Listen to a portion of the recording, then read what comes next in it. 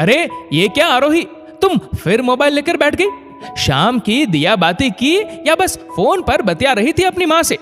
मैं 2 घड़ी के लिए घर से बाहर चली जाऊं तो तुम अपने रिश्तेदारों को फोन मिलाती रहती हो। आरोही की सास सुधा जी की जुबान से बिजली गिर रही थी। फोन रखते ही आरोही के दिमाग में उलझन हो गई थी।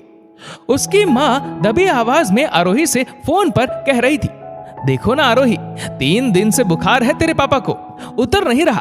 थोड़ी थोड़ी देर में इनको इतनी घबराहट होती है कि पूछो मत। तुझसे बात करना चाहते थे इसलिए फोन मिला दिया। सौरभ ले गया था पापा को डॉक्टर पे दिखाने, कल तक देख लेते हैं, नहीं तो दूसरे डॉक्टर को दिखाएंगे। आप भी हद करती हो मम्मी, पहले क्यों नहीं बताया? 2 घंटे की दूरी पर तो हूं मैं कल ही निकलती हूँ। आरोही बोली, नहीं बेटा, आने की जरूरत नहीं है। क्या हम जानते नहीं कि तेरी सास को तेरा मायके फोन करना या मायके जाना पसंद नहीं है? बेवजह तेरे घर में तनाव हो जाएगा, माँ ने कहा। आरोही ने 2 मिनट अपनी माँ से बात कर फोन रखा ही था कि उसकी सास सुधा जी का घर में प्रवेश होता है और फिर उनका प्रवचन शुरू हो जाता है। आरोही कहना चाहती थी कि क्या वह दुख तकलीफ में अपने मायके वालों का सहारा नहीं बन सकती? क्या फोन पर भी हालचाल नहीं पूछ सकती? लेकिन संस्कारवश कुछ न बोल पाती थी। तभी सासुमां का फोन धनधनाया। उधर से उनकी बेटी यानी आरोही की ननद जया का फोन था। आरोही ने घड़ी की तरफ देखा, पूरे 40 मिनट हो गए थे उसकी सास को अपनी बेटी से बात करते करते। ये कोई आज की बात नहीं थी, हर रोज यूं ही बातों का सिलसिला चालू रहता था। सब रिश्तेदारों की खबर एक दूसरे को देती रहती।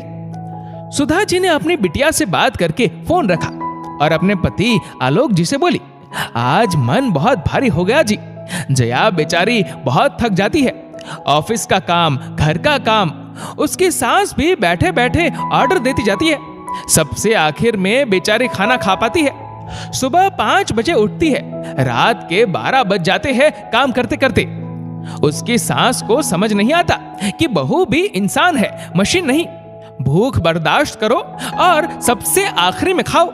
जरा भी दया माया नहीं है उसकी सास में। सुधा जी ने अपने पति आलोक जी से कहा, अब तुम बताओ, क्या तुम में है अपनी बहू के प्रति दया ममता? तुमने तो अपनी बेटी का चेहरा 4 महीने से नहीं देखा और उदास हो रही हो, जबकि रोज घंटा घंटा उससे फोन पर बात करती हो। तो सोचो, बहू तो 1.5 साल से मायके नहीं गई, क्या उसके माँ पापा उसको देखने नहीं तड़पते होंगे? हमारी बेटी तो ससुराल में रहकर भी फुर्सत से तुमसे अपने दिल की हर बात कहती है। तुम्हारे डर से बहू 2 मिनट भी अपने पीहर बात नहीं कर पाती।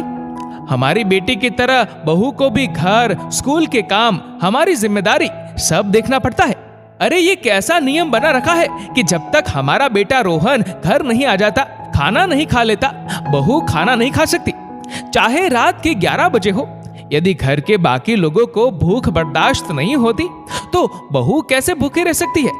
एक बार बहू को बेटी की नजर से देखो तो सही, उसमें तुम्हें हमारी बेटी जया दिखाई देगी। सुधा, छोटी छोटी बातों को समझो और प्यार की खुशबू से घर को महकाओ। आलोक जी ने अपनी पत्नी को समझाया। सुधा जी आरोही को आवाज देती है, आरोही, आरोही। कोई जवाब नहीं आया। सुधा जी ने उसके कमरे में जाकर देखा तो आरोही अपनी पेन पकड़े स्कूल की कॉपी किताब के ढेर पर सो रही थी। सुबह 5 बजे से वो उठी जो थी। सुधा जी को अपनी बेटी की हालत याद आ गई। सुधा जी आरोही को जगाते हुए कहती है, आरोही उठो, चलो खाना खा लो। अरे सॉरी मम्मी जी, पता नहीं कब आंख लग गई। मैं अभी आप लोगों के लिए खाना परोसती हूँ। और रोहन आ गए क्या? आरोही बोली। रोहन को आते आते देर हो जाएगी, उसका फोन आया था। मैं और तुम्हारे पापा जी तो खाना खा चुके हैं। कल से तुम भी हमारे साथ जल्दी खाना खा लिया करना, तुम्हें जल्दी उठना रहता है ना। और हाँ, कल हम सब चलेंगे तुम्हारे पापा जी की तबीयत देखने। 2 घंटे का ही तो सफर है, तुम चाहो तो उनके पास 2-4 दिन रुक लेना, उन्हें अच्छा लगेगा। चलो अब आओ जल्दी, मैं तुम्हारी खाने की थाली परोसती हूँ। इतना कहकर सुधा जी ने किचन का रुख किया, क्योंकि वह बहू के सामने आंसू नहीं बहाना चाहती थी। आरोही उन्हें आश्चर्य मिश्रित भाव से देखती रह गई। दोस्तों, आज भी कुछ परिवार बेटी और बहू में अंतर कर बहू से अनर्थक आशाएं रखते हैं। बेटी और बहू के लिए अलग अलग मापदंड ना बनाए, जैसी बेटी वैसी बहू। इस वीडियो को लेकर आपकी क्या राय है, नीचे कमेंट करके जरूर बताएगा।